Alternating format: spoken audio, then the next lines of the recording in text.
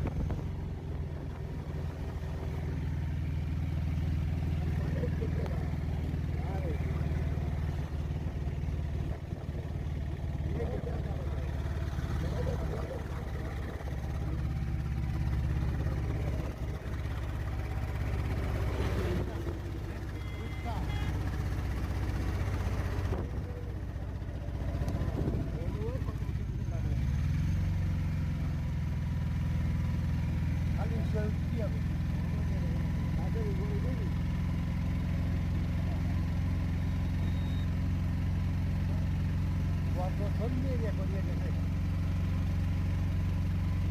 las lampas.